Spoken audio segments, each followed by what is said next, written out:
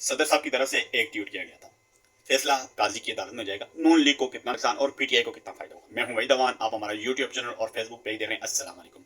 रात को सदर साहब की तरफ से एक ट्वीट जारी किया गया। उन्होंने कहा, मैं कौमी असम्बली का इजलास नहीं तलब करना था, क्योंकि कौमी असम्बली का इजलास अब तलब करना है, नए अरकान ने हलफ लेना है।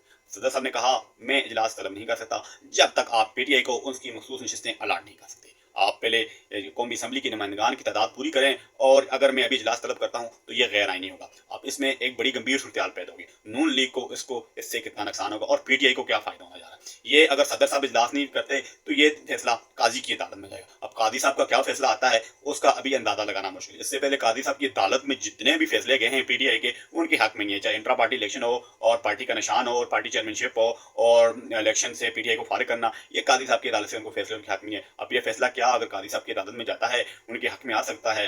तो अब पंजाब असम्बली का भी इजलास जारी है, उधर भी यही बड़ी गंभीर सूरत हाल थी। उधर भी मुख्तलिफ नशिस्तें जो है पीटीआई को अलाट नहीं की गई, जिसकी वजह से और शोर शराबा जारी है असम्बली के अंदर भी और असम्बली के बाहर। और जो पंजाब असम्बली के स्पीकर थे उनकी तरफ से एक ऐसी जो है वो प्रेस कॉन्फ्रेंस की गई जो पीटीआई के अंदर वो गम गुस्सा पाया जा रहा है, उसकी शदीद नारेबाजी की जा रही है। उनका कहना है कि स्पीकर को जो ऐसी अल्फाज, ये ऐसी स्टेटमेंट नहीं जारी करनी चाहिए थी जो गैर आईनी हो।